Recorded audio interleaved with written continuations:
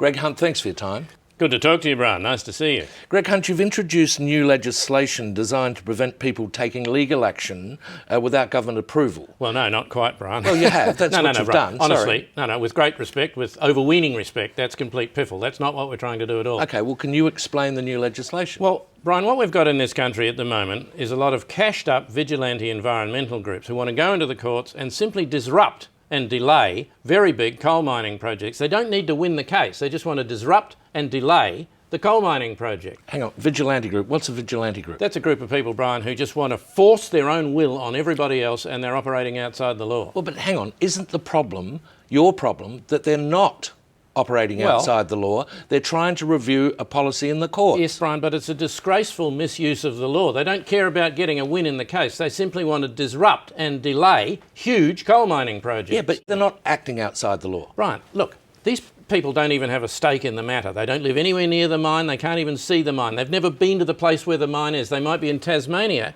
and here they are trying to stop a coal mine in Queensland. So they need to live in the direct vicinity to Well, complain. that ought to be the rule, in my view, yes. Well, where do the people who own the coal mine come from? They live in India, Brian, but you're missing there the you point go. pretty How? badly there. They're How? not opposed to the mine, Brian. They're totally in favour of it's their mine. But they hang on, like the mine. Greg Hunt, with all due respect, to follow your logic, if Yes. Australia faces a threat from the West, you can't say you can't defend your country because you don't live in Perth. Doesn't make sense. No, hopeless analogy, Brian. Go with me. Let's go for common sense. I'm trying. If you don't live in the area, don't take the jobs from the people who What do. jobs? How many jobs? 100,000 jobs. 100,000 100,000 jobs is the estimate, Brian. Up Really? To, yes, up to quite possibly as many as maybe, quite possibly perhaps 100,000 jobs. Well, how many jobs are you absolutely certain about in this case? Currently? Yeah. On that project? Yeah. 12.